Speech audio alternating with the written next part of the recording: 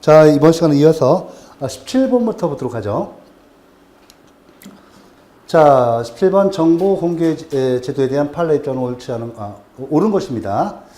2017년도 지방직구 문제인데, 일단 3번부터 한번 볼까요? 독립유공자 서원 공적심사위원회의 심의 의결 과정 및 그 내용을 기재한 회의록은 공개될 경우 업무의 공정한 수행에 현저한 지장을 초래한다고 인정할 만한 상당한 이유가 있는 정보에 해당한다. 이게 맞는 지문이고요. 판례대로 해놓으시고. 자, 그 다음에, 이 내용 좀 파악해 놓으시고. 조금 이제 난이도 조정하기 위해서 정보공개법 위에 이제 판례 있잖아요. 관련 판례 나옵니다. 자, 그 다음에 1번 문항 보시면, 정보 공개 청구의 대상이들은 공공기관이 보유하는 정보는 공공기관이 직무상 작성 또는 취득한 원본 문서여야 하며 전자적 형태로 보유 관리되는 경우에는 행정기관의 업무 수행에 큰 지장을 주지 않는 한도 내에서 검색, 편집하여 제공해야 한다. 자, 이거 보시면 1번 문항 같은 경우는 이제 문제가 되는 건데, 자, 1번 문항, 여기 보시면 이제,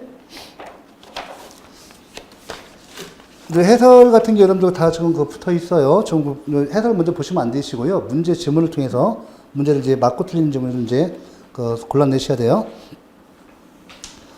자, 사실 보시면, 여기 이제 틀린 것이, 제가 원본 문서여야 하며 이게 틀린 거죠. 반드시 원본 문서일 필요는 없어요. 요거 좀 틀리고, 물론 현재 보시면, 공공기관이 보유하는 정보는 공공기관이 직무상 작성 또는 취득한 정보여야 합니다. 다만, 정보여야 하는데, 꼭 원본 문서일 필요는 없어요. 아시겠죠? 그래서, 그 문서가 반드시 원본일 필요는 없고요. 또 다음에 전자적 형태로 관리되는 정보의 경우에는 그 정보가 청구인이 구하는 대로는 되어 있지 않다고 하더라도 공개 청구를 받은 공공기관이 공개 청구 대상 정보의 기초 자료를 전자적 형태로 보유 관리하고 있고, 그 다음에 당해 기관에서 통상 사용되는 컴퓨터 하드웨어 및 소프트웨어와 기술적 전문 지식을 사용하여 그 기초 자료를 검색하여 청구인이 구하는 대로 편집할 수 있으며, 그러한 작업이 당해 기관의 컴퓨터 시스템 운영에 별다른 지장을 초래하지 아니한다면 공공기관이 공개 청구 대상 정보를 보유 관리하고 있는 것으로 볼 수 있고, 이런 경우에 기초 자료를 검색 편집하는 것은 새로운 정보의 생산 또는 가공에 해당한다고 할 수 없다 되어 있죠. 그래서 우리가 이제 이렇게 요 내용 나머지 내용 맞고요. 나머지 내용 맞고, 그 다음에 2번 문항 봐보세요. 2번 문항도 판례가 잘 나오는데요. 법무부령인 검찰보존사무규칙 이거죠. 이것도 몇 번 나왔던 거예요. 불기소 사건 기록 등의 열람 등을 제한하는 것은 공공기관의 정보 공개에 관한 법률에 따른 다른 법률 또는 명령에 의해서 비공개 사항으로 규정된 경우에 해당되어 적법하다인데, 이거는 그렇지 않고요. 해당한다고 볼 수 없다고 봤어요. 그래서 이것도 판례대로 해놓으시고, 해당되지 않는다고 봤습니다. 그러니까 이제, 자, 이렇게 해당되지 않고, 만약에 이거 공개하지 않으면, 이때 보시면, 공개 대상 정보 되는 거고, 이때, 비공개 대상 사항으로 규정된 경우에 해당되지 않으니까, 이거 공개를 해야 돼요. 이걸 공개를 하지 아니하면 위법이 됩니다. 이렇게 해놓으시고,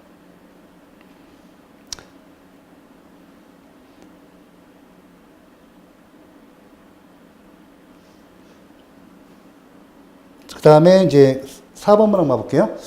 자, 정보 공개 제도를 이용하여 사회 통념상 용인될 수 없는 부당한 이득을 얻으려 하거나 오로지 공공기관의 담당 공무원을 괴롭힐 목적으로 정보 공개 청구를 하는 경우라 하더라도 적법한 공개 청구 요건을 갖추고 있는 경우라면 정보 공개 청구권 행사 자체를 권리남용으로 볼 수 없다. 아니죠. 있다고 봤어요. 요즘 이거 최근에 와서 이제 그런 이제 가끔 보면 악성 민원이 있죠. 참 요즘에는 그게 우리 공무원들한테 엄청난 스트레스 줘가지고 잘못하면 직업병이 생길 수 있습니다. 그래서 요즘에는 서울시 같은 경우도 전문 그걸 대응할 수 있는 팀을 만들어서 좀 대응한답니다. 예, 그래서 별 희한한 사람 다 있어요.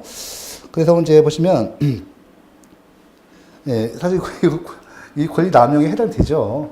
예, 이렇게 하면 안 되겠죠, 죠? 예. 근데 좀 공공기관에서 뭐 그런 사람도 있어요.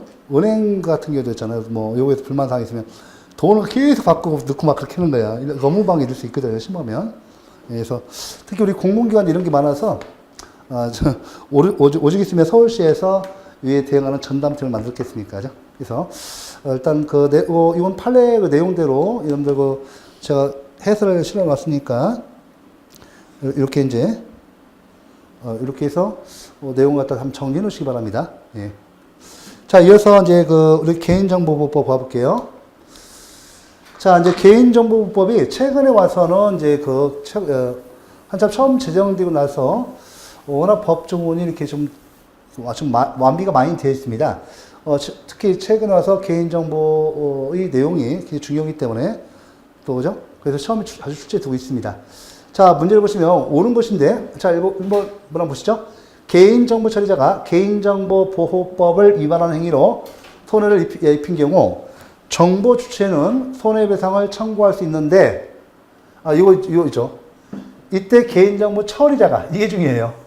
개인정보 처리자입니까? 아니면 이거 개인정보 침해 받은 사람입니까? 받은 사람이 아니야. 이거 잘 봐야 돼요. 개인정보 처리자니까. 예, 그러니까 개인정보 침해를 받은 사람이 아니라 개인정보 처리자, 이 사람이 고의와 실이 없음에 대한 입증 책임입니다. 입증 책임을 전환시켰어요. 왜 그런가 하면 이 개인정보보호법에서 이렇게 한 이유가 있어요. 입증 책임을 전환시키고 있는데 보통 불법행위 있잖아요. 우리 공무원의 직무상 불법행위를 포함해서 불법행위는 피해자가 원고가 되죠. 피해자, 원고가 입증 책임져요. 그런데 이 개인정보에 관한 것을 보시면 요즘에 뭐 컴퓨터성 뭐 정보 처리 기기를 이용해서 하잖아요. 그러니까 우리 이걸 입증하기 진짜 힘들어요. 우리 국민들이, 개인들이. 자기 정보가 은행권에서 어떻게 유출되는지 알 수가 없단 말이에요. 포털이라든지 은행권 우리가 어떤 거기에 접근 권한도 제한되지만 접근한다 하더라도 그 기술적인 것을 우리 이해할 수가 없어서 우리가 알 수가 없어요. 컴퓨터 잘 아시겠지만 이용을 하실 줄 안다더라도 그 시스템이라든지 모르지 않습니까? 어떻게 그것이 해킹에 의해서 됐는지 어떻게 개인정보가 유출된지를 우리 입증할 수가 없어. 또 더구나 이 개인정보 침해 포털 같은 경우 은행권 뚫리잖아요. 그럼 이게 사람들이 그 피해 액수가 소소해요. 작아요. 물론 크게 유출돼가지고 그 정보가 이용돼서 큰 대출이 이루었다. 이런 것은 큰 문제지만 그런 건 다 오히려 더 커버 잘 됩니다. 근데 보통 사람들은 자기 개인정보가 유출돼서도 어떻게 심해진지 잘 몰라요. 또 침해가 또 경미할 수도 있고요. 그래서 또 그 기술적인 이유 때문에, 전문적인 이유 때문에 입증하기 어려워서 이렇게 입증 책임이 전환됐다. 이 지문이 사실은 3번 나왔어요, 지금까지. 그래서 요걸 갖다 특이한 상황이죠. 그래서 요거는 조금 법조문을 익혀두시기 바랍니다. 이거 개인정보보호법 제39조 제1항 내용이에요. 자, 그 다음에 이제 2번 문항 볼까요? 이것도 다 우리 수업 시간에 했던 건데, 개인정보는 살아있는 개인, 이 살아있는 개인만 인정되고요. 이 사망자, 그죠? 사망자, 이거 안 돼요. 그 다음에 이것뿐만 아니라 법인 돼야 안 돼요. 법인도 안 돼요. 이 살아있는 자연인, 생명과 신체를 가진 자연인을 그 대상으로 합니다. 됐죠? 세 번째 문항, 개인정보법의 대상 정보의 범위는 공공기관, 법인, 단체에 의해서 처리되는 정보가 포함되고 개인에 의해서 처리되는 정보는 포함되지 않는다. 안 됩니다. 여러분들 쉽게 말하면 공공부문, 쉽게 말하면 이거죠. 이거. 자, 우리 보시면 여기 쭉 있는데 공공기관, 법인, 단체 이렇게 있고 이 개인에 의해서 처리되는 정보도 보호됩니다. 이 정보 보시면 우리 공공부문뿐만 아니라 그죠? 이 민간 부분도 다 돼요. 됩니다. 그래서 우리가 크게는 공공부문과 민간부문 들어가고 또 공공기관, 법인, 단체, 개인에서 처리되는 정보 다 들어가요. 그러니까 공공부문뿐만 아니라 민간부문에서 처리되는 정보. 이때 공공기관, 법인, 단체, 개인까지 다 돼요. 아시겠죠?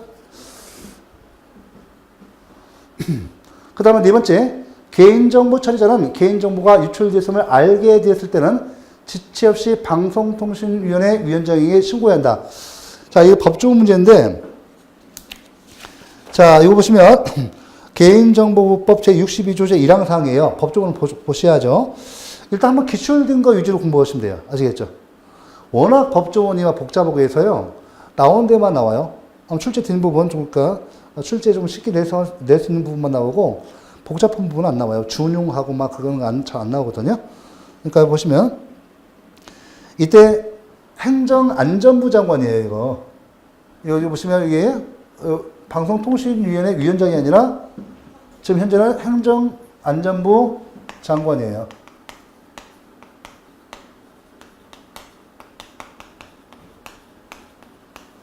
네, 이렇게 좀 해놓으시죠. 법조 문제죠.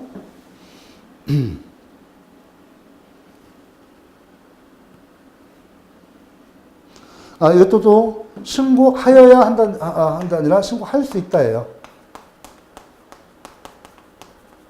됐죠? 예.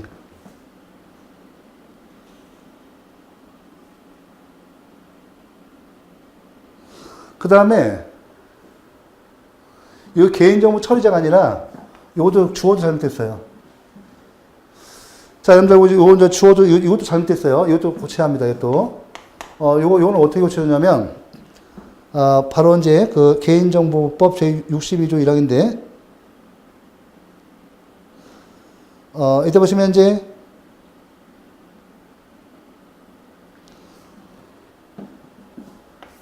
개인정보의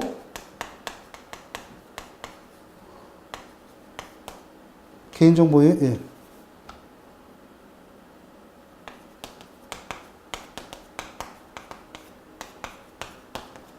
이자가 맞아요. 개인정보를 침해받은 자. 이게 그 개인정보 처리자가 아니라 이때 보시면 개인정보에 관한 권리 또는 이익을 침해받은 자. 쉽게 말하면 개인정보를 침해받은 자로 이렇게 기억하셔야 돼요.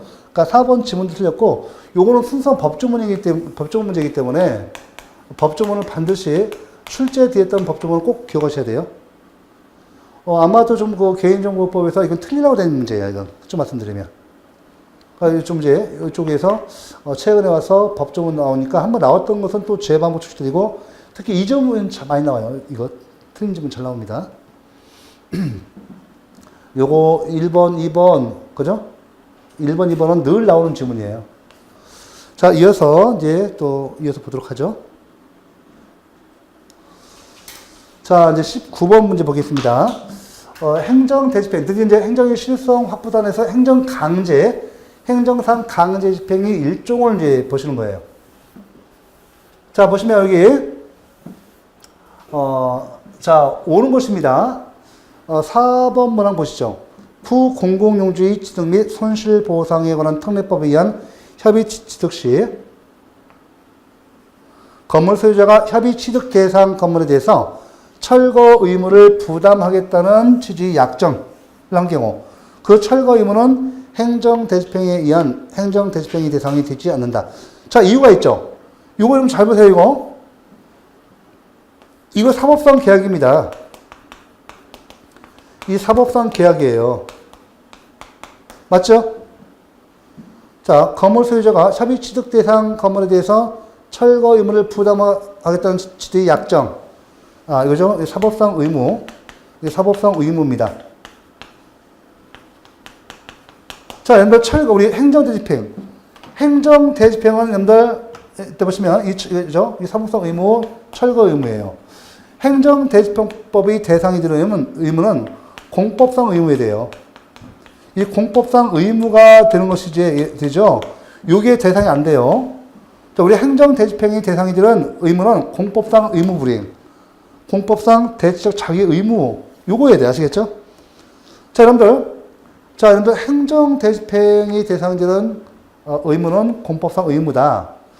자, 여러분들 공법상 의무에 대해서 공법상 의무에 대해서요. 행정대집행을 해야지 이 공법상 의무에 대해서 민사상 강제집행만 안 돼요. 아시겠죠? 원칙적으로 안 됩니다. 원칙적으로 안 돼요. 요거 내용을 보시면 돼요.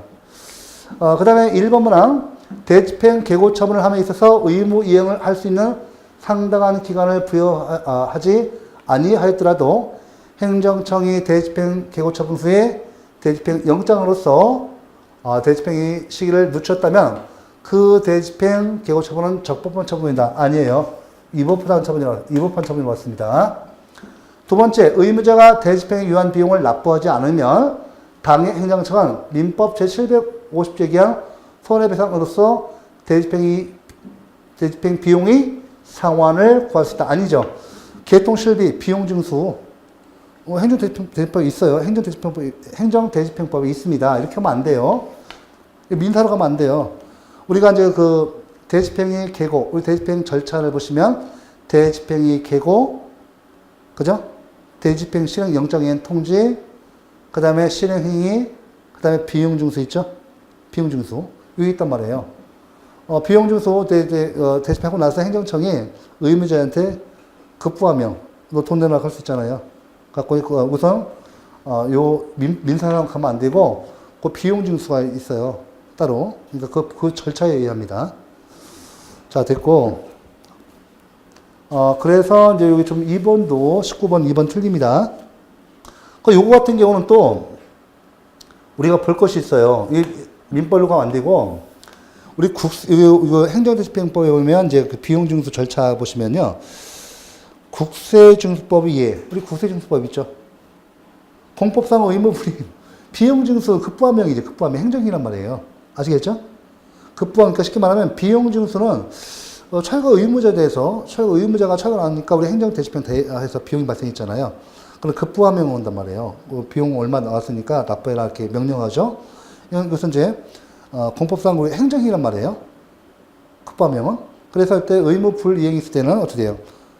공법상 금전채권의 불이행에 대해서는 국세증수법상 강제증수, 오케이? 행정상 강제증수로 하도록 되어 있어요. 그래 민사집행하면 안 됩니다, 이거. 아시겠죠? 네.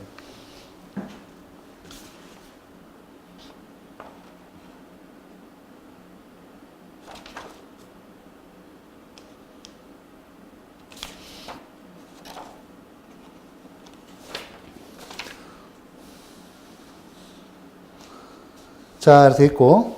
그래서 3번 문항 봐볼까요? 공유재산 및 물품관리법 제83조에 따라서 지방자치단체장이 행정대집행의 방법으로 공유재산에 설치한 시설물을 철거할 수 있는 경우 민사소송의 방법으로도 시설물의 철거를 구하는 것이 허용된다.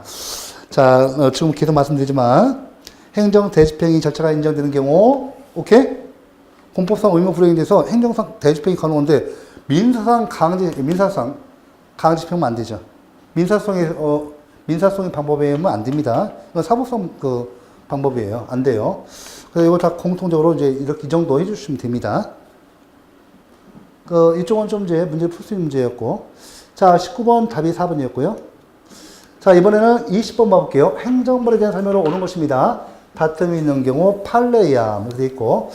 자, 일단 오는 것은 1번이에요. 자, 종업원 등이 범죄에 대해서 법인에게 어떤 잘못이 있는지를 전혀 묻지 않고 곧바로 그 종업원 등을 고용한 법인에게도 종업원 등에 대한 처벌 조항에 규정된 벌금형을 과하도록 규정한 것은 책임주의에 반한다. 자, 이렇게 20번에 뭐 어떻게 보면 그렇게 볼 수도 있어요. 자, 보시면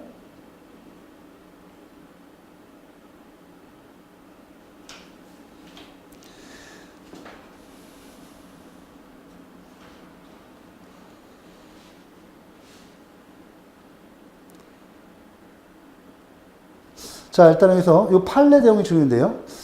종업원들의 범죄에 대해서 법인에게 어떤 잘못인지를 전혀 묻지 않고 곧바로 그 종업원 등을 고용한 법인에게도 종업원 등에 대한 처벌 조항에 규정된 벌금형을 과도록 규정한 것은 책임지에 바른다. 제가 판례를 잠깐 여기서 좀 읽어드릴게요. 자, 여기 이제 1번 문항인데 법인이 고용한 종업원 등이 업무에 관해서 범죄 행위를 저지른 사실이 인정되면 법인이 그와 같은 종업원 등의 범죄에 대해 어떤 잘못이 있는지를 전혀 묻지 않고 곧바로 그 종업원 등을 고용한 법인에게도 종업원 등에 대한 처벌 조항에 규정된 벌금형을 과하도록 하는 규정은 오늘날 법인의 반사회적 법익 침입 활동에 대해서 법인 자체에 직접적인 지재를 가할 필요성이 강하다 하더라도 입법자가 일단 형벌을 선택한 이상 형벌에 관한 헌법성 원칙, 즉 법치주의와 재형법충주의로부터 도출되는 책임주의 원칙이 준수되어야 한다.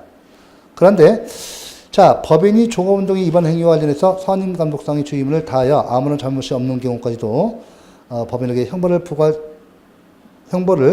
부과할 수밖에 없게 되어 법치국가의 원리 및 재형법충주의로부터 도출되는 책임주의에 반함으로 헌법에 위반된다는 그 헌재 결정이 있었습니다. 그래서 이거 맞는 지문이에요. 이거 해놓고 그 나머지 이 부분은 이제 조금 그 내용이 좀 높죠. 예, 좀 보고 양벌 규정에 가보시면 요 좀 제 그 교재에 다 돼 있어요. 이거. 예, 이거 보셔야 돼요.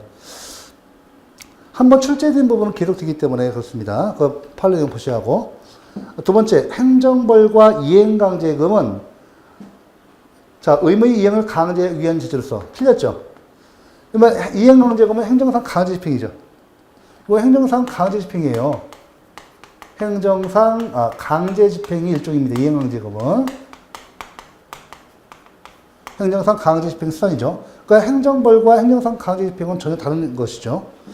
자, 직접적으로 행정적용의 실효성을 확보하기 위한 수단인 점에서 동일하다. 틀렸죠. 이거 왜 틀렸어요? 이 직접적으로 사실 이거 보시면요, 제가 수업 시간에 분명히 행정의 실효성 확보단에서 처음 들어갈 때 직접적인 의무 이행 확보단과 간접적인 의무 이행 확보단 그죠? 그걸 구분했어요. 우리 행정상 강제 집행 중에서 봐보세요.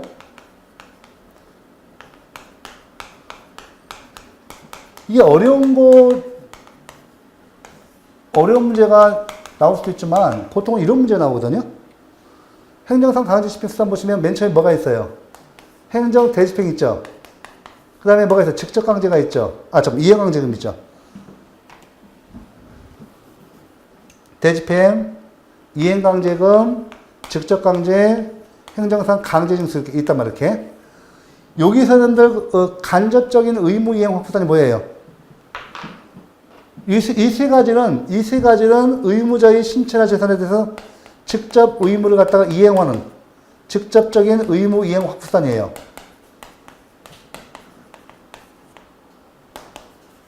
직접적인 수단이라는 것이죠. 이렇게. 직접 수단이에요. 근데 요거는요. 이행강제금은. 요건 돈을 이제 의무자의 심리를 압박해서 의무자라고 직접 의무 이행으로 나아가게 하는 거예요. 그러니까 이것은 간접적인 것이죠. 요거는 행정대집행 강제 징수 같은 경우는 직접적인 의무자의 신체나 재산에 직접 실려가야죠. 그래서 어떤 그 의무 이행이 실현된 것 같은 상태를 만드는 것인데 이건 간접적인 수단이에요. 요거 이제 그동안 많이 나왔던 거예요. 아시겠죠? 간접적인 수단이고 이게 중요해요. 이거.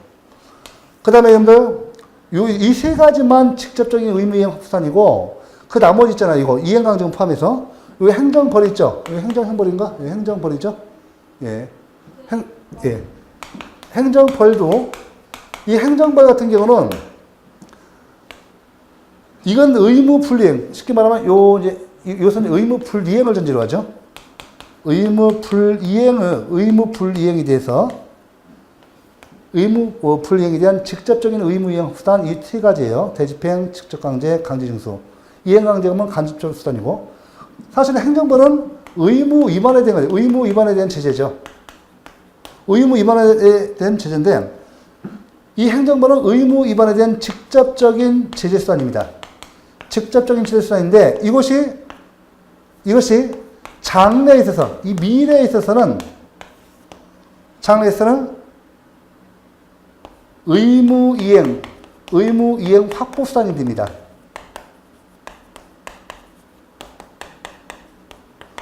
쉽게 말하면 행정번호 좀 전에 그 무단횡령 하셨죠? 범칙금 5만 원 부과해. 응? 자, 범칙하는데 세상에 5만 원이면 내가 그죠? 맥주죠? 통닭이 웬말입니까? 요즘 10,000원씩 한다면서요? 요즘 10,000원씩이에요.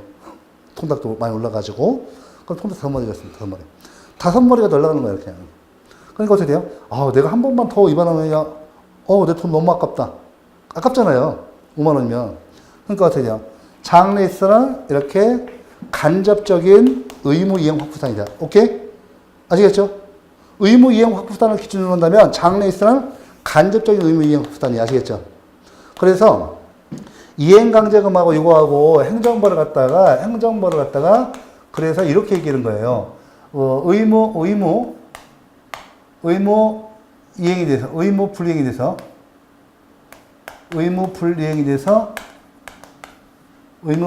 되어요. 간접적인 의무 이행 확부산이다. 간접적.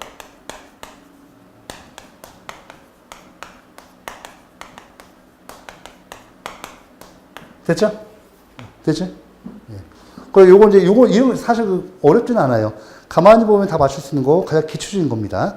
이것만 있어도 이제 다 맞출 수 있는데, 이거 틀렸어요. 직접적인 거 아니고, 이건 간접적인, 요것만 틀린 거죠. 이게 안 보여요. 안 보여 틀린 거예요. 이게 틀리고, 간접적인 이게 맞아요. 됐죠? 네, 이렇게 하고.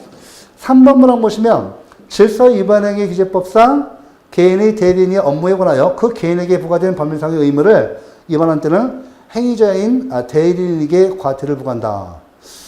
자, 개인이 대리인이 업무에 관하여 그 개인에게 부과된 법률상의 의무를 위반한 때는 행위자인 대리인에게 과태를 부과한다. 요 3번 문항도 틀렸죠. 예, 3번 문항. 요 3번 문항 같은 경우는 이제 그 법 조문 문제인데, 질서 위반행위 기준법 제11조 1항. 그러니까 제가 행정법 초문에서 7대법 있죠. 반드시 특히 최근 와서는 과태료, 행정질서벌이 일반법인 이 질서 위반행위 기준법 잘 나와요. 그래서 우리가 자 읽어드릴게요. 이거. 자, 여러분들 그 3번 문항인데, 법인의 대표자, 법인 또는 개인의 대리인, 사용인 및 그 밖의 종업원이 그 업무에 관하여 법인 또는 그 개인에게 부과된 법률상의 의무를 위반한 때는 법인 또는 그 개인에게 과태료를 부과한다. 오케이? 네. 이거 대리인이 아니라 이 법조 문제 그때 나왔잖아요. 대리인이 아니라 행위자 본인에게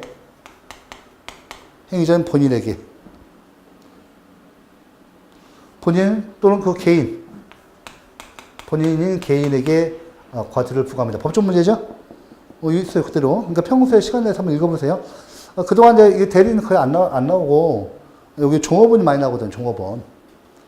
됐죠? 자, 이어서 그 4번 문항 보시면 일반 형사 소송 절차의 앞선 절차로서의 통고 처분은 그 자체로 상대방에게 금전 납부 의무를 부과하는 행위로서 이것까지 맞아요. 맞죠? 항고수의 대상이 돼야 안 돼. 안 되는 거죠. 통고 처분은 처분성이 있어 없어? 통고 처분은 처분성이 있어요 없어요? 처분성 없어요. 왜? 왜 처분성이 없냐면 통고 처분은 특별 불복 절차, 정식 형사소송 절차가 있어요. 통고 처분에 불복하면 정식 형사, 그러니까 통고 처분과 직결 심판은 간이 특별 절차예요. 정식 형사소송 절차에 대한 간이 특별 절차란 말이에요. 아시겠죠? 그러면 정식 형사소송 절차에 대한 간이 특별 절차인 통고 처분이나 직결 심판에 불복할 때는 정식 형사소송 절차라는 특별 불복 절차로 복귀하는 것이지. 아시겠죠? 행정소송은 안 와요. 아시겠죠? 그래서 처분성이 없어서 항고소송, 행정소송 대상이 안 되는 거예요. 항고소송, 행정소송 대상이 안 됩니다. 아시겠죠? 네. 이렇게 해놓으시면 돼요. 이렇게 해서 아마 20번 문제 봤습니다. 봐봤고, 답 1번이에요. 조금만 공부하시면 다 맞춰요, 행정법은. 그러면 여기 이제, 제5편 행정구제법을 보도록 하겠습니다. 자, 일단 이제 행정상 손해배상에 대한 설명으로 오는 것만은 모두 오는 것인데, 자, 기억, 니은, 디귿이에요. 자, 이때 기억, 니은, 디귿 다 맞아요. 한번 쭉 읽고 넘어가겠습니다. 자, 기억방, 공무원의 직무상 불법 행위로 손해를 입은 피해자의 국가배상 정권의 소멸시효 기간이 지났으나 국가가 소멸시효 완성을 주장한 것이 권리남용으로 허용될 수 없어 배상 책임을 이행한 경우에는 소멸시효 완성 주장이 권리남용에 해당하게 된 원인 행위와 관련하여 공무원이 원인이 되는 행위를 적극적으로 주도하였다는 등의 특별한 사정이 없는 한 국가가 공무원에게 구상권을 행사하는 것은 심의칙상 허용되지 않는다. 맞고요. 자, 니은방. 경찰은 국민의 생명, 신체 및 재산의 보존과 기타 공공의 안녕과 질서유지도 직무를 하고 있고 그 직무의 원활한 수행을 위한 권한은 일반적으로 경찰권의 전문적 판단에 기한 합리적인 재량에 위임되어 있는 것이나 그 취지와 목적에 비춰볼 때 구체적인 사정에 따라 경찰관이 그 권한을 행사하여 필요한 조치를 취하지 아니하는 것이 현저하게 불합리하다고 인정되는 경우에는 그러한 권한이 불행사는 직무상의 의무를 위반한 것이 되어 위법하게 된다. 이렇게 봤고 디귿번 지방자치단체의장이 기관 위임된 국가행정사무를 처리한 경우 그에 소요되는 경비의 실질적인 궁극적 부담자는 국가라고 하더라도 당의 지방자치단체는 국가로부터 내부적으로 교부된 금원으로 그 사무에 필요한 경비를 대외적으로 지출하는 자이므로 이러한 경우 지방자치단체는 국가배상법 제6조 제1항의 비용부담자로서 공무원의 직무상 불법행위로 인한 손해를 배상할 책임이 있다. 판례지만 익히 좀 드리겠습니다. 아시겠죠? 그래서 기억니은 디귿 다 맞아요. 자, 22번 배상지도인데 이때 옳은 것입니다. 2번 볼게요. 국가 배상 책임에 있어서 공무원 행위는 법령에 위반한 것이 하고 법령 위반이라면 엄격한 의미의 법령 위반뿐만 아니라 여기 보세요. 인권 존중, 권력 남용 금지, 신의 성실 등의 위반도 포함하여 그 행위가 객관적인 정당성을 기재하고 있음을 의미한다. 광의 위법, 그죠? 요 개념이고. 자, 그 다음에, 이거 2번 맞고요. 이것도 다 맞는 질문으로 우리가 많이 수업 시간에서 체크하고 넘어갑니다. 이거 잘 나와요. 어렵지 않아요. 1번 볼게요. 사인이 받은 손해란 생명, 신체, 재산상의 손해를 인정하지만 정신상의 손해는 인정하지 않는다. 틀렸어요. 여러분들, 우리 불법행위는 국가배상법상 공무원의 직무상 불법행위로 인한 손해배상, 행정상 손해배상 책임은 재산상 손해뿐만 아니라 비재산상 손해도 다 해줘요. 배상해줍니다. 그래서 우리가 여기 보시는 1번에서 정신상의 손해를 갖다가 위자료. 아시겠죠? 우리가 정신상의 손해 배상 청구, 위자료 청구권이라 하죠? 네, 그래서, 정신상의 손해에 또 듭니다. 특히 여러분들, 영조물의 설치 관리 하자 있죠? 영조물의 설치 관리 하자로 인한 손해배상 청구권도 역시나 정신상 손해 포함돼야 안 돼요? 되죠? 네. 중요해요. 그런데 여러분들, 비교할 문제가 행정상 손실보상에서는 비재산상 손실은 절대 안 해줘요. 그러니까 행정상 손실보상은 행정상 손실보상은 적법한 행정장을 통해서 발생한 재산상 손실 중에, 재산상 손해 중에서 특별한 희생에 해당하는 재산상 손실을 갖다가 보상해 주거든요. 그러니까 비재산상 손실은 보상해줘야 안 해줘요? 안 해준단 말이에요. 아시겠죠? 예. 그래서, 이런 부분은 꼭 기억하셔야 하고, 그래서 우리가 행정상 손실보상 청구권은 위자료 청구권 또는 정신적 침해로 인한 손실보상은 안 해줍니다. 아시겠죠? 꼭 기억하셔야 돼. 그래서 이거 틀렸어요. 이제 됩니다. 그 다음에 세 번째, 3번 문항. 국가배상법이 정한 손해배상 청구의 요건인 공무원의 직무에는 권력적 작용뿐만 아니라 비권력적 작용과, 자, 요거까지 맞아요. 맞고, 단순한 사경제 활동 들어가요, 안 들어가요? 여러분들 여기, 그래서 우리 직무 범위에 이때 광의설이죠? 광의설이 통설 판례입니다. 맞죠? 통설 판례인데, 이 광의설에 보면 뭐가 들어가요? 뭐가 들어가죠? 예, 그죠?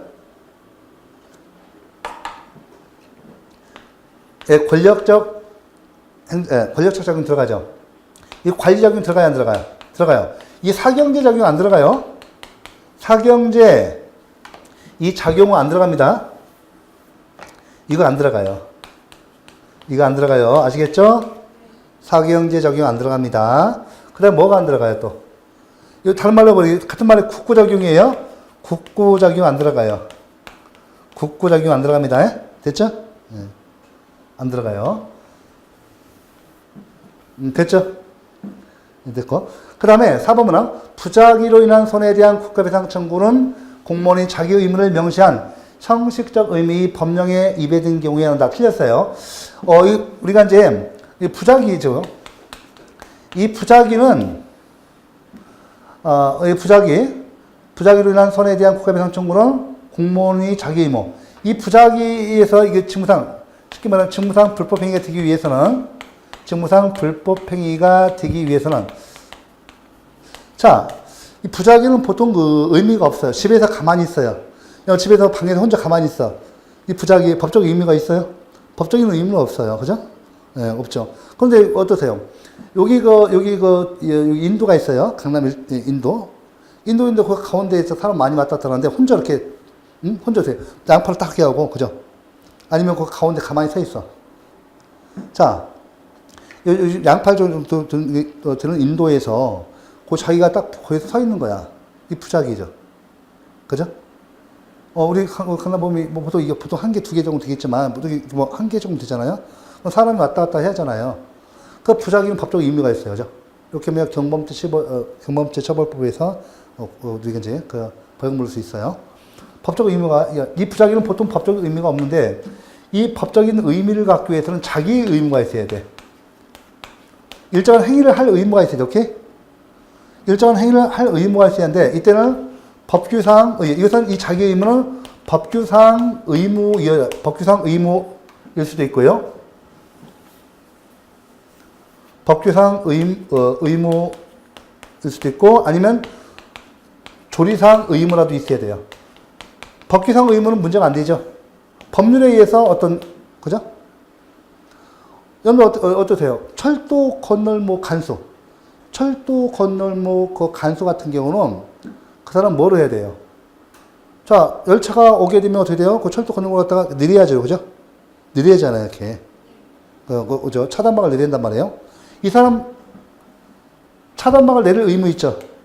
철도법에는 법규상에서 자기 의무 있죠? 있죠? 내려야 된단 말이야. 철도 차단막을 내려야 할 자기 의무가 있는데 안 내렸잖아요. 이거 공무원의 직무상 불법행위 직무상 행위 들어가요. 불법행위 들어갑니다. 정 안 되면 이거 법규상 의무가 없다면 조리상 의무라도 자기 의무가 인정돼야 돼요. 오케이? 알았죠? 조리상으로라도. 행정법 일관원칙. 조리상으로라도 이 자기의 의무가 있어야 돼. 그래야 부작위가 공무원의 직무상 불법행위에서 어떻게 돼? 예, 이 부작위가 직무상 불법행위로 인정돼서 손해배상 책임 지울 수 있다는 거죠. 최근에 와서 이거 중요합니다. 이거 잘 나와. 이거 아시겠죠? 뭐 계속 나오던 거예요.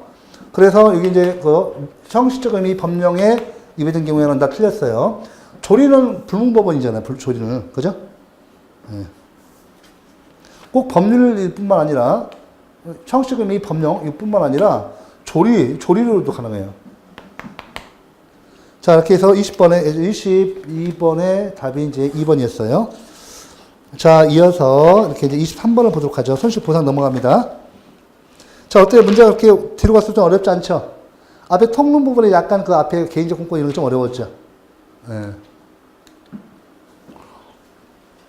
자, 그러면 여기 이제 23번의 내용을 보면 공익사업을 위한 토지동의 지정 및 보상에 관한 법률상 토지 수용에 따른 권리구제에 대한 기술로 옳은 것은 단 다툼이 있는 경우 판례에 의함 되어 있죠. 자, 보시면 옳은 것입니다. 2번 문항 농업 손실에 대한 보상 청구는 행정순법상 당사자성에 의한다. 농업 손실에 대한 보상 청구권은 행정순법상 당사자성에 의한다. 자, 여러분들 23번에 지금 여기 2번 문항이 맞아요. 예, 맞습니다. 농업 손실에 대한 손실보상 청구권. 자, 공익사업을 위한 토지등의 지정 및 보상에 관한 법률에 보면 이게 있어요. 아시겠죠? 이거 있어요. 이거 있고, 그 다음에 이게 판례가 있습니다. 판례가 있어서, 판례대로 돼요. 판례가 있습니다. 아시겠죠? 우리 행정상 손실보상 청구는 원칙적으로 판례는 사건으로 봐요. 아시겠죠? 사건으로, 민사로 가는데, 이건 판례가 있어요. 판례대로 합니다. 예. 농업 손실에 대한 보상 청구는 행정순법상 당사자성에 의한다. 맞아요. 민사성 아닙니다. 해놓고, 그 다음에 1번 물어볼게요. 사업 폐지된 손실보상 청구는 사법성 권리로서 민사성 조치한다. 이거 틀렸어요. 1번도. 2번이 맞아요. 1번도 이것도 여러분들 당사자성에 민사성이 아니라 당사자성에 오케이? 그래서 여러분들 제가 당사자 선고 예에 있잖아요. 예에 중요하다 있습니다. 뭐 반드시 기본적으로 다 하셔야 돼요. 그 다음에 이거 여기 지금 17년 서울시 구급에서 나왔는데 이거는 또 민사소송물자가 아니라 행정소송물자, 즉 공법상 당사자 선고해야 돼요. 이거 사업폐지에 대한 손실보상 청구권. 그 다음에 2번 하셨고,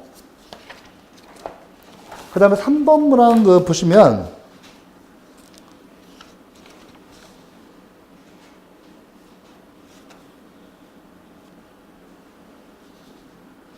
자, 3번 볼게요.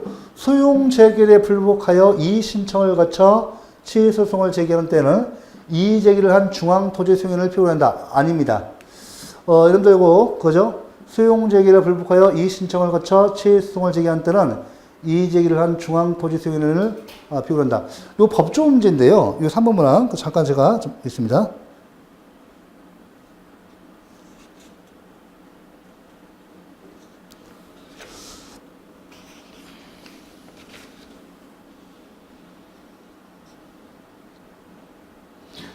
요건 조금 내용을 갖다가 조금 볼 필요가 있는데, 잠깐 요거 3번으로 제가 설명 좀 드릴게요. 우리 국가사업일 때는 우리 LH공사가 지금 공사가 뭐예요? 사업시행을 하죠. 사업시행자입니다. LH공사 사업시행자죠. 사업시행자예요. 그 다음에요, 우리가 이제, 그거죠? 요거죠? 뭐, 대단히 택지를 막 개발한다, 이런 거죠. 사업시행자 이렇게 됩니다. 그 다음에요, 우리 지방에 보면 우리가 예를 들면 도시정비법 볼게요. 도시정비법상,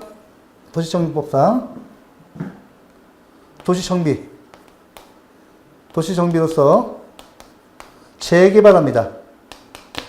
재개발을 하죠. 재개발을 하는데 도시정비로서 재개발을 해요. 이때 사업시행자가 누구예요? 이때 사업시행자가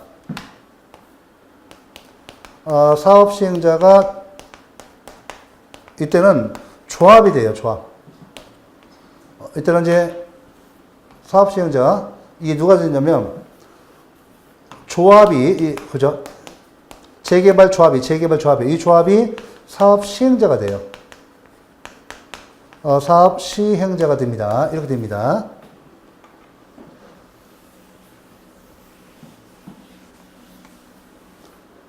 자, LH공사가 사업 시행자죠. 이때는 수용 재개를 누가 하는가 하면요. 중앙토지수용인의 중토위가 돼요. 수용 제기를 해요.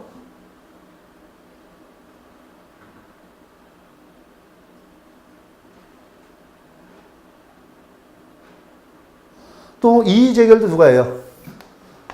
이의 제결도 중토위가 받습니다. 이때요. 도시정비법상 도시정비를 위한 재개발에서는 이때 조합이 사업시행자고 이때는 지방토지수용인이 재개권자는 지방토지수용인이에요. 지토위가 되고요.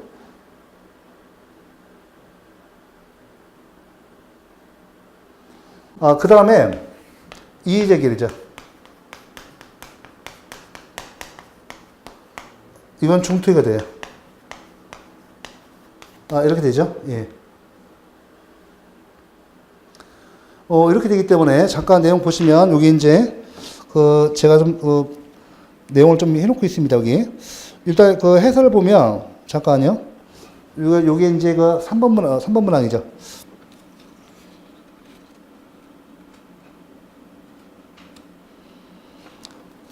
제가 잠깐 판례 내용을 좀 읽어드릴게요.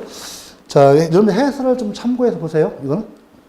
자, 수용제기를 불복하여 취소송을 제기할 때는 이의 신청을 거친 경우에도 수용제기를 한 중앙토지수용위원회 또는 지방토지수용위원회를 필요로 하여 수용제기의 취소를 구해하고, 자, 이의 제기를 거친 경우에도 수용 제기를 한 중앙토지수용위원회 또는 지방토지수용위원회, 바로 지방토지수용위원회를 필요로 하여 수용 제기의 취소를 고해하고, 다만 이의 신청에 대한 재결 자체의 고연 위법이 있음을 이유로 하는 경우는 그 이의 제기를 한 중앙토지수용위원회를 필요로 하여 이의 제기의 취소를 고할 수 있다고 보아야 한다. 자, 여러분들,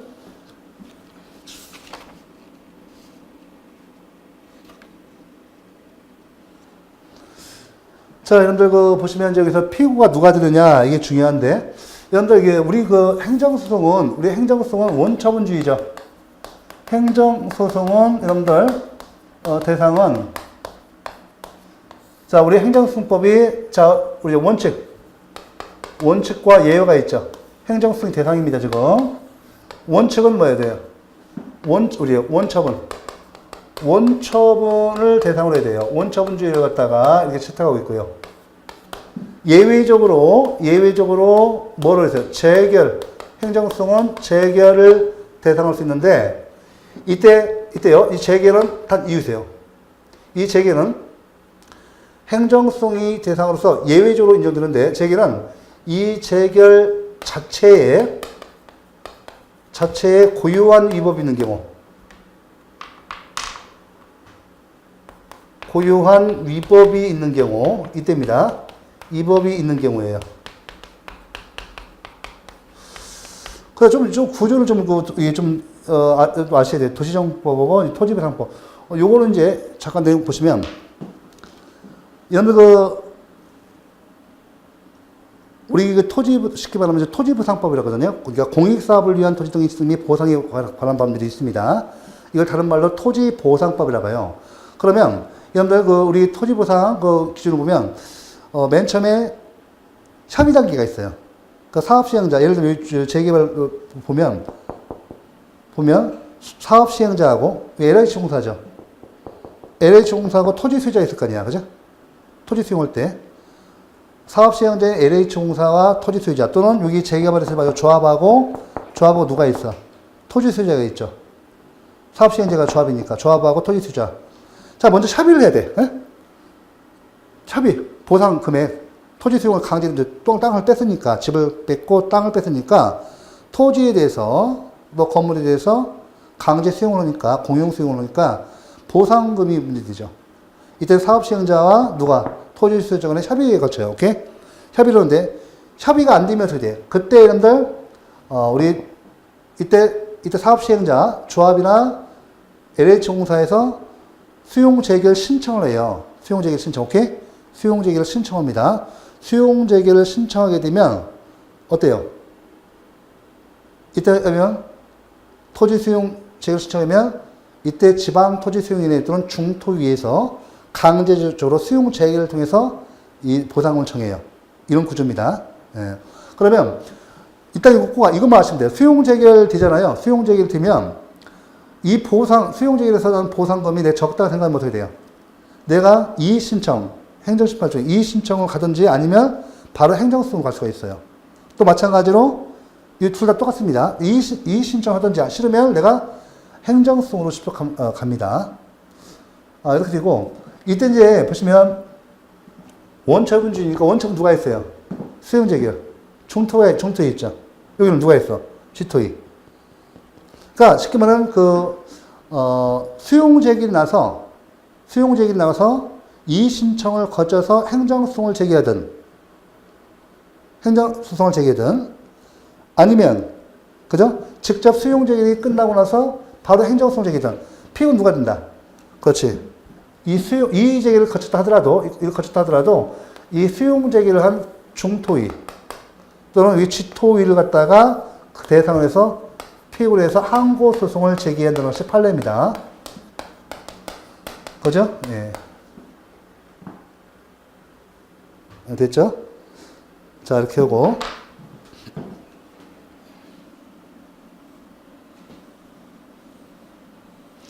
만약에 이제 이의신청, 이의재결, 만약에 조금 한 단계 더 보면, 우리 해설 참고하세요. 이의재결을 만약에 이 대상에서 행정소송을 제기하고자 할 때는 이의재결 자체에 고유한 위법이 있을 때만 가능합니다. 네, 그래서 이때도 마찬가지고 이때 이의제결 있죠. 수용제결, 이의제결 혼동 좀 마시고 요 해설 내용대로 한번 봐주시기 바랍니다. 정리하면 이렇게 이제 그 수용제결을 이렇게 해요. 양쪽에 수용제결 있죠. 중토의가 있고 지토가 있죠. 만약에 이의제결을 이 수용제결을 끝나고 나서 내가 이 수용제결을 불복해서 이의제결을 거치지 않든 이거 마찬가지예요. 수용제결을 하고 나서 이의제결을 거치지 않든 일단 수용제결을 하고 나서 이의제결을 거치든 안 거치든 피고가 누가 된다. 여기서는 지토의, 위에서는 국가사업 같은 경우는 중토의로 피고가 되고 됐죠? 근데 만약에 이의제결을 대상으로 해서 내가 행정소송을 제기하고자 한다면 이제 피고가 달라져요. 이때는 이의제결 자체에 고유한 위법이 있는 경우, 요거는 일반적인 그 행정소송 대상이고, 이의제결 자체에 고유한 위법이 있을 때만 이렇게 이의제결을 그 대상으로 할 수 있다. 이렇게 하고, 자, 됐죠? 만약에요. 그럼 이때 피고가 누가 돼요? 이의제결, 요거 한 가지만 해놓을게요. 여기 좀 길어 판례가 있으니까요. 이의제결 자체를 갖다 이렇게 피고로, 자체를 갖다 자체 위법. 자체 위법을 이유로 해서, 위법을 사유로 해서 취해소송 제기한다. 이런 때는 피고가 누가 돼요? 제기한다. 이런 때는 피고가 중토의가 되는 거예요. 중토의. 이것만 판례 다 있으니까 읽어보세요. 이건 중토의가 됩니다. 이때만. 그죠? 그러니까 국가사업일 때 원칙적으로 수용제결, 이의제결을 거치든 거치지 않든 일단 수용제결을 한 이 중토의가 행정소송에서 피고가 돼요. 마찬가지로 이 수용제결에서도 마찬가지로 이의제결을 거쳤든 거치지 않든 원칙적으로 수용제결을 한 이 지토의가 행정소송에서 피고가 되고요. 근데 만약에 이의제결 자체를 이의제결 자체에 대한 자체의 위법 사유로 인해서 취소송을 제기한다 할 때는 피고가 예외적으로 이때 중토의가 돼요. 요건 판례 내용이 있으니까 내용 봐주시고 이렇게 해서 3번 내용 봤고요. 4번 내용 봐볼게요. 여기 행정심판위원회는 필요하면 당사자가 주장하지 아니한 사실에 대해서도 심리할 수 있다. 자, 이거 옳지 않은 것인데, 자, 이게 지금 24번 이제 넘어갔네요. 잠깐만요. 요거죠. 자, 여기 나머지 볼게요. 요거 3번 했고, 4번 문항. 자녀지 수용 청구를 받아들이지 않는 토지수용위원회의 제기에 대해서는 취해소송을 제기할 수 있다. 자, 요거 보시면 23번에 4번 문항. 요거 좀 틀려낸 겁니다. 요건 어떠냐면,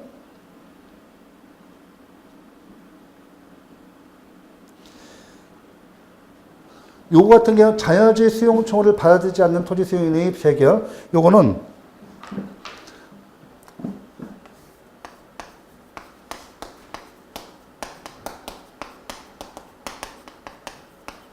요구로 해야 돼요. 이거 판례가 있어요. 이거 판례가 있습니다. 이거죠. 보상금 증감 청구성 사업 시행자를 피고로 한다.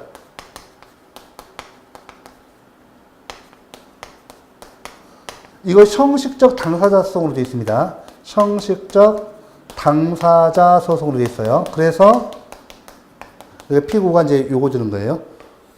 요거는 조금 내용이 좀 어렵죠. 난이도 문제입니다. 이거 좀 보시고 일단은 요거는 요거까지 보시고 내용을 조금 더 설명해봤어요. 그래서 좀 해설 있으니까 참고해서 보시고 이거 좀 어려웠을 겁니다. 예. 자, 24번 행정심판에 대한 설명을 옳지 않은 것이죠.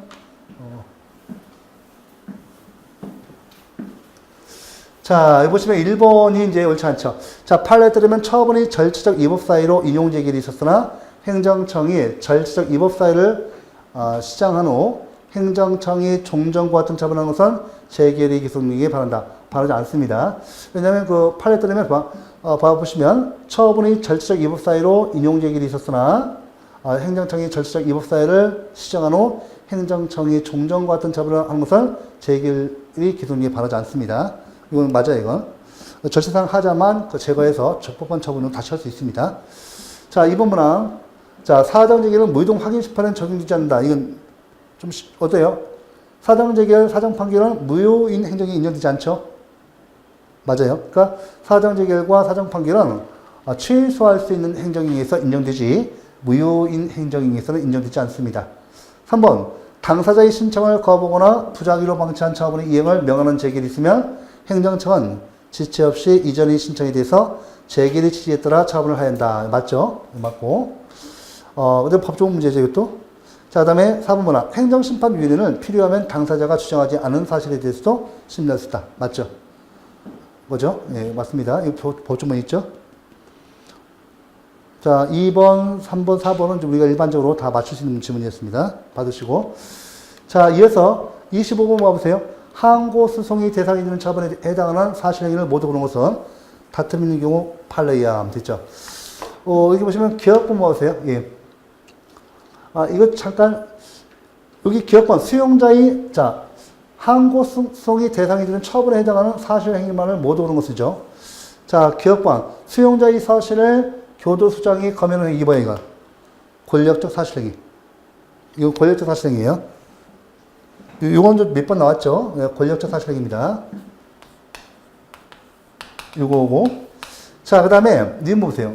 구청장의 사회복지법인의 특별감사 결과 지적사항에 대한 시정지시와 그 결과를 관계사료와 함께 보고하도록 지시한 경우 그 시정지시.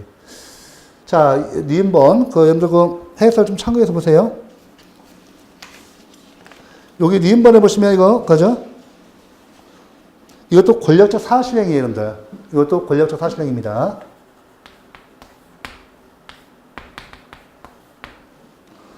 이것도 이제, 시정지시는 권력적 사실행위로 판례가 봤어요. 판례 대상에 넣으시고.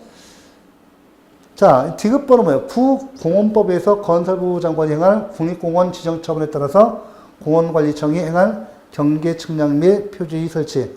요거는 비권력적 사실행위로 봤습니다. 비권력적 사실행위로 봤어요. 비권력적 사실행위.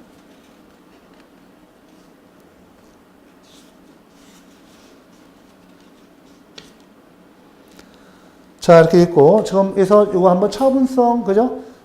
권력적 사실행위 처분성 인정되죠? 권력적 사실행위는 처분성 인정되고, 비권력적 사실행위는 처분성 부정되죠? 그 내용입니다. 자, 그 다음에 여러분들, 여기 이제 26번 봐보세요. 요거 이제, 요거 잘 보면, 요거 응용 문제입니다. 70점에서 90점 문제인데, 잘 보면 어렵지 않아요. 봐볼까요? 상급 행정청 26번 보시면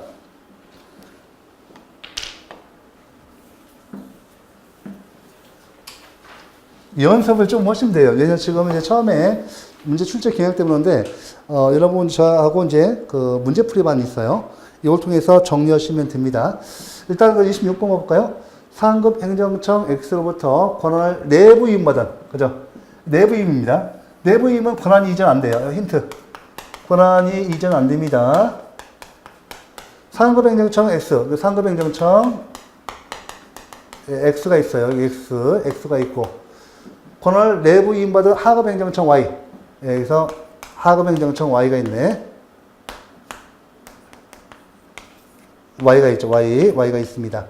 이거가 있고 2017년 1월 10일 Y 명의로 갑에 대해서 2천만 원이 부담금 부과 처분을 했다가, 자, 이렇게, 이 사람을 간단히 보았네요. 내부, 하급행정청이죠. 이때 권한 이전 돼야 안 돼. 권한이 이전 안 돼요. 누구 명의로 해야 돼요, 이거? 권한 이전 안 되면. 이게 2017년, 보세요. 2017년에 1월 10일 날, 세상에 2017년 1월 10일이죠? 예. 이때 누구 명의로 있어? 세상 자기 명의로 있네. 예, Y 명의로 있어요. Y 명의로, 갑에 대해서 2천만 원이 부담금 처분을 했대요. 부담금 2천만 원. 와, 2천만 원. 부담금 처분 있네요. 같은 해 2월 3일 부담금 금액이 과다를 이유로 위 부담금을 1,000만 원으로 감액했네. 언제입니까? 그러면 2월 3일 날, 이따 2월 3일 날 이 부담금액 2,000만 원 갖다 얼마 감액했어요? 1,000만 원으로 감액했죠? 1,000만 원으로 이렇게 감액했습니다. 네, 감액이네요. 감액.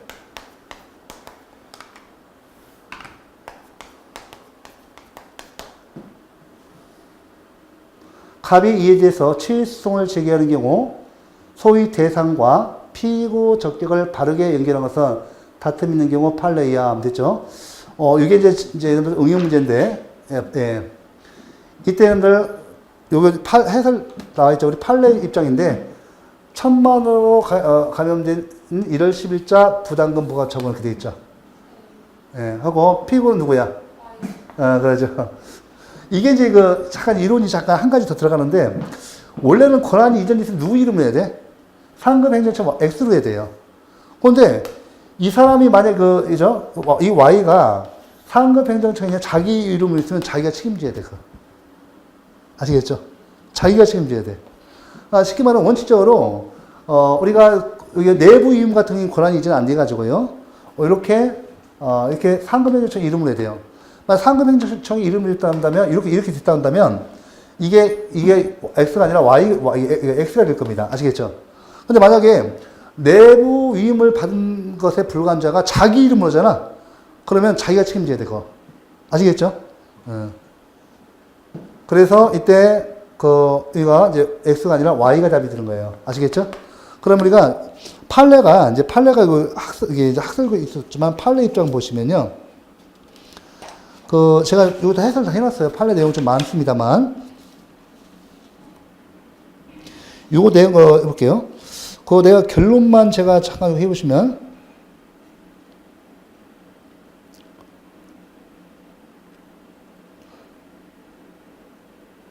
자, 우리, 잠깐 요 내용 보면 다, 여기.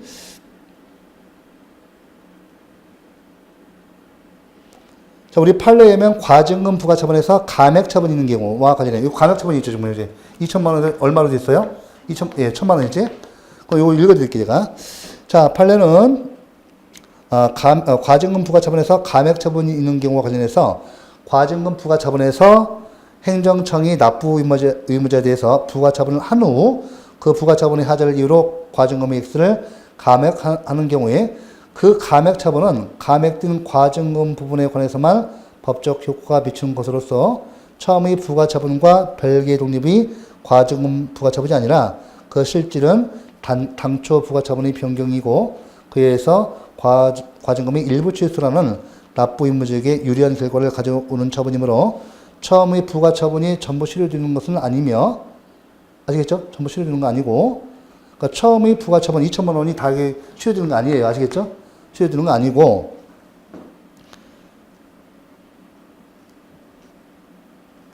그 감액처분으로도 아직 취소되지 않고 남아있는 부분이 위법하다고요. 다투는 경우. 뭐예요? 저 감액됐죠? 1,000만 원 연락같이 없어졌지? 그럼 얼마 남았어? 1,000만 남았지. 예. 이거.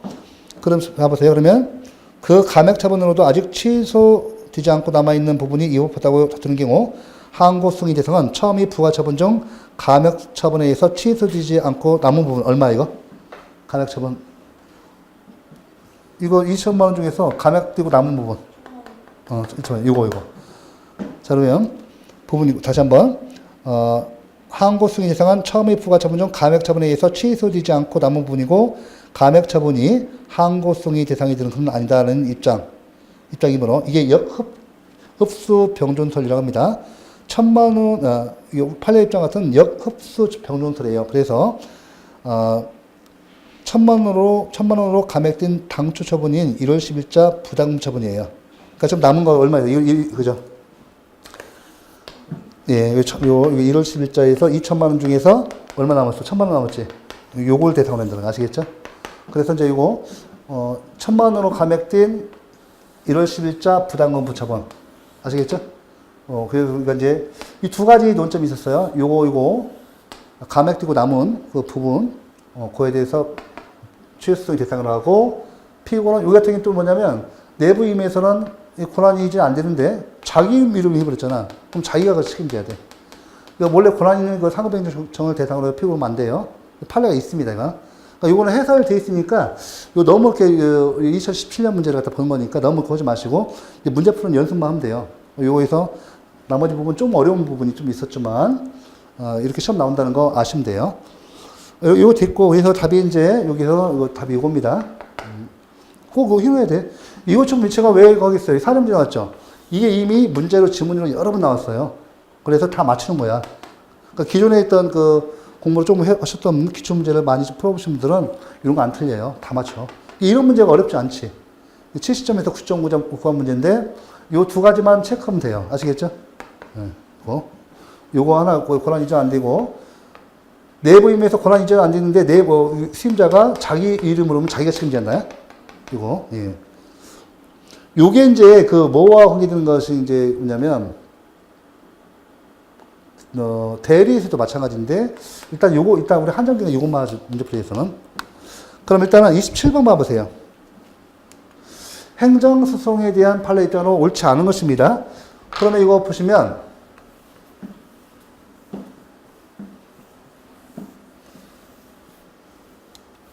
자 1번이 틀렸는데 그 주택법상 입주자나 입주 예정자는 주택의 사용 검사 처분이 무효 확인 또는 취소를 구할 법률상 이익이 있다. 이렇게 했는데 여기 보시면 없다, 판례가 판례대로 없다고 해야 돼요. 이것도 좀 틀리라고 되는 겁니다.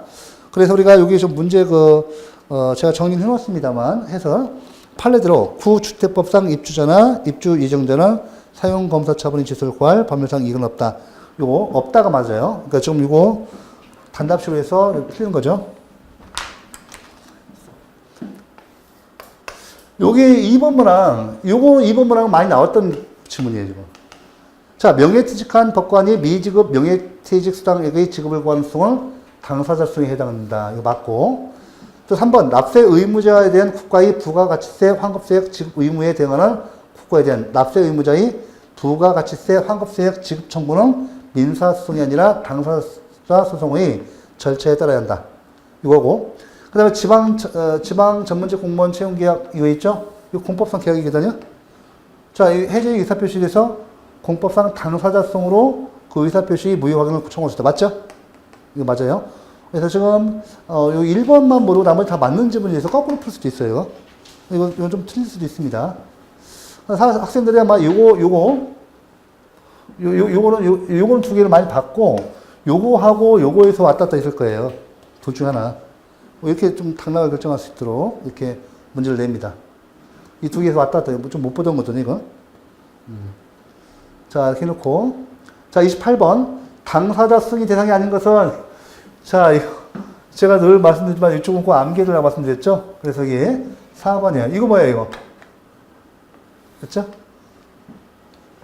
환매 금액의 증감 청구. 자, 28번에 여러분들 이 문제 갖다가 이제 암기를 하셔야 돼요. 예. 이거 민사성이죠.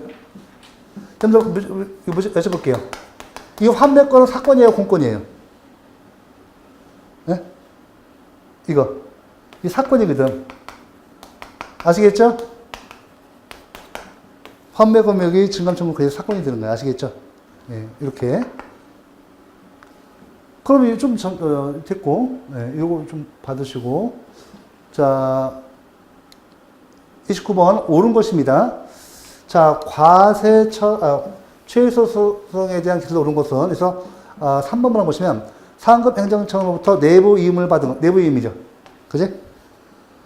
내 불과한 하급 행정청이 관할 없이 행정처분을 한 경우 이때 누구를 피고로 하지? 실제로 그 처분을 행할 하급 행정청. 오케이? 그지? 요 문제 아까 나왔잖아요. 피고로 취소송을 지게 한다. 이해하셨어요? 요거 하나 더 알아두셔야죠. 이거 알고. 그 다음에 1번 문항. 과세처분 취소소송에서 과세처분의 위법성 판단 시점은 처분 시이므로 과세행정청은 처분 당시 자료만에 의해서 처분의 적법 여부를 판단하고 처분 당시 처분 사유만을 정할 수 있다. 틀렸죠? 요것도 이제 우리 내용이 29번 여기 해설 다 돼 있어요. OX 문제로. 그 1번 문항 같은 경우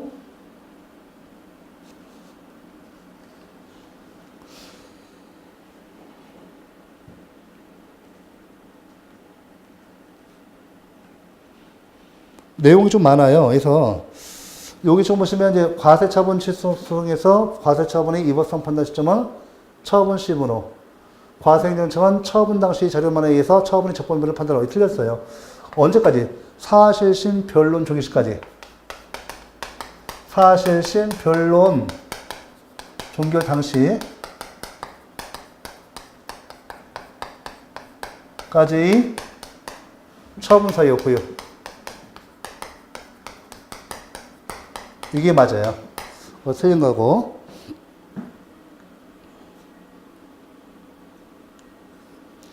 자, 그죠?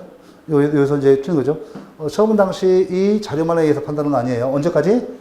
사실심 변론 종결 시. 쉽게 말하면 사실심 변론 종결하고 나서 약 10일 뒤에 재판 판결 납니다. 요거 좀 해놓으셔야 하고. 2번 문항. 시행규칙의 법 위반 횟수에 따라 가중처분하게 되어 있는 제재적 처분 기준이 규정되어 있다 하더라도 기간의 경과로 효력이 소멸한 제재적 처분을 취소소송으로 다툴 법률상 이익은 없다. 아닙니다. 있습니다. 이거 전합제 판례 변경이 있었어요.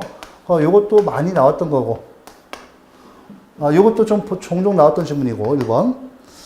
자, 2번은 많이 나왔던 지문이고, 4번 보시면, 취소송을 제기하기 위해서는 처분동이 존재해야 하며, 거부 처분이 성립하기 위해서는 개인의 신청권이 존재해야 하고, 맞죠? 여기서 신청권이란 신청인이 신청이 인용이라는 만족적인 결과를 얻을 권리를 의미하는 것이다. 이때 4번 틀렸어요. 그래서 이 4번 같은 경우는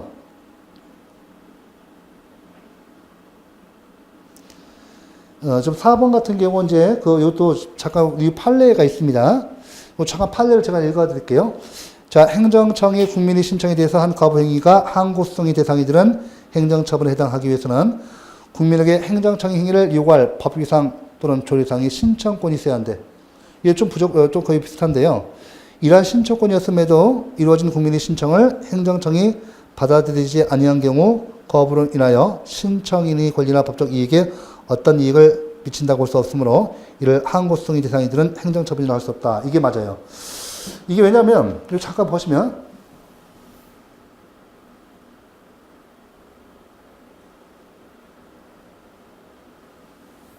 틀렸어요. 요 신청권이라는 것은 요 내용 틀린데 여기 보시면 이제 아까 우리가 부작위에서도 똑같아요. 구조가 똑같아요. 제가 부작위에서는 자기 의무가 존재해야죠.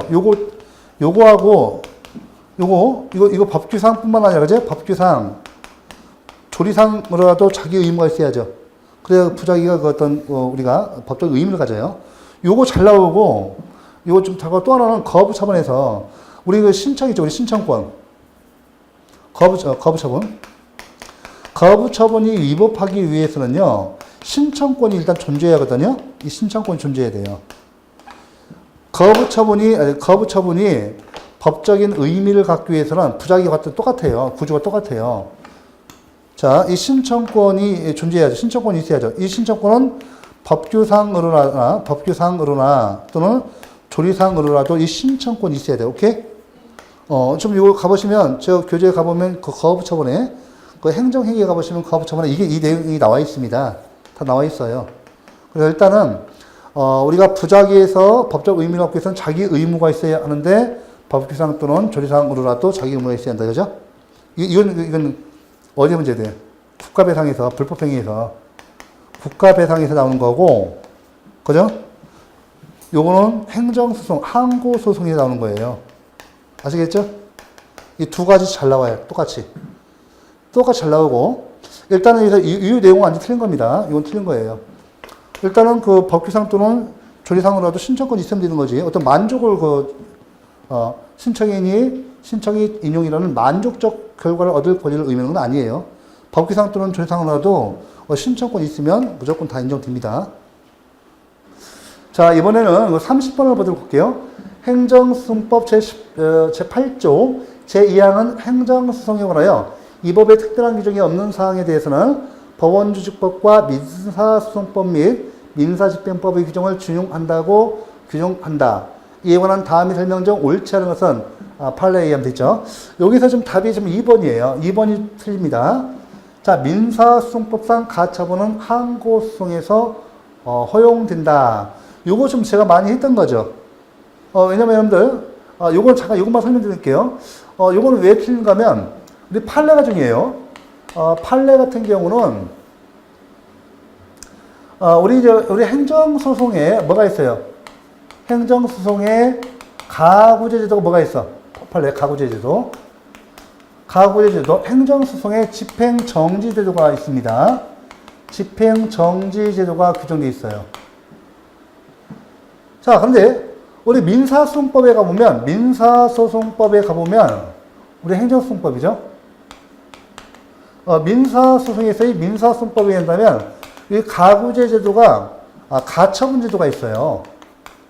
가처분제도가 있는데, 우리 판례 한다면, 행정소송이 이 집행정지 규정이 이 가처분에 대해서 특별규정, 특별조항.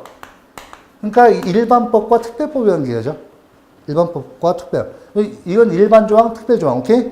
특별법 우선의 원칙에 의해서 우리 행정소송에서는 이 가처분 규정이, 이 가처분이 준용, 이 행정소송에 여기에 준용 안 된다고 봐요.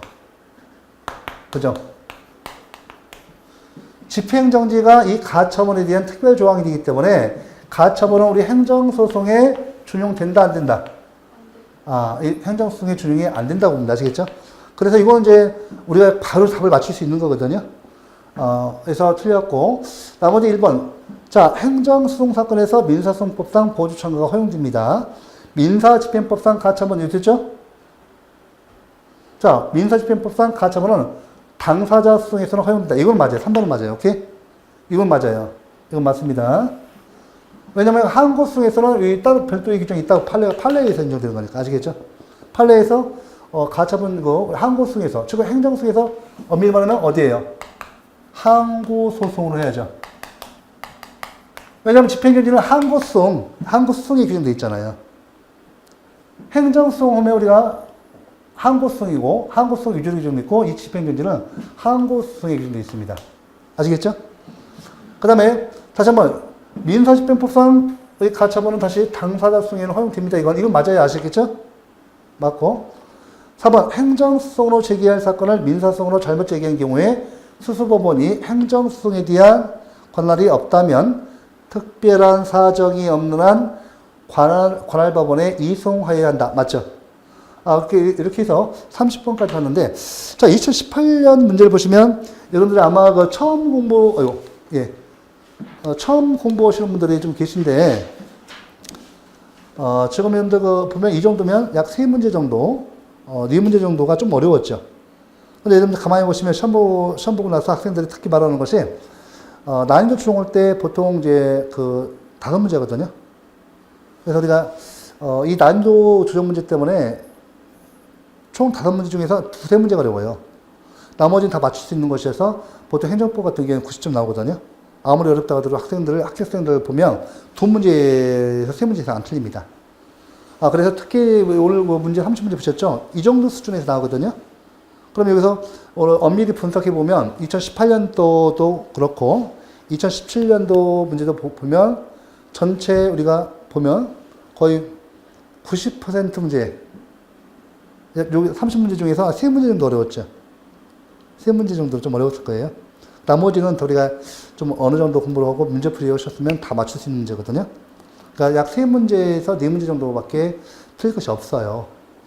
그래서, 여러분들 보시면 이제 기본서가 가장 중요하고, 그 다음에 이제 반드시 기본서와 함께 문제집, 단원별로 풀어보시고, 마지막에 이제 우리가, 전범위, 고사 문제를 통해서, 동영 문제죠.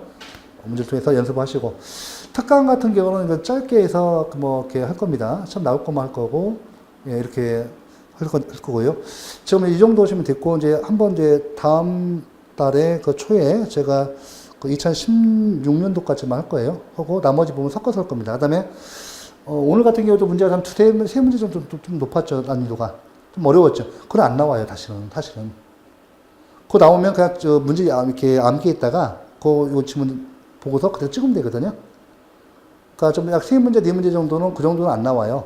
그건 별로 예외적 문제 좀 해놓은 것이에요, 한번. 너무 기본적인 문제만 문제되니까 해서 그 부분은 약간 높여서 있는 거니까 너무 걱정 좀 마시고 나머지 좀 안주로셔야 돼요. 처음에 그 앞에 행정법 통론 부분, 뭐 지난 2018년도 그렇고, 17년도 그렇고, 2016년도 마찬가지. 2016년도 마찬가지예요. 앞에 부분은 통론 부분은 이론적이 있어 조금 어려울 뿐이에요. 사실은. 그 이외에는 나머지는 다 쭉 강론 내용에서 쉽습니다. 자, 오늘 시간 요거까지 하고요. 다음에 아마 1월 달에 제가 한번 더 16년까지 할 거예요. 해설 문제 다 해설되어 있기 때문에 해설 여러분들 보시고, 다시 문제에 질문 익혀주세요. 자, 오늘 수고 많으셨습니다.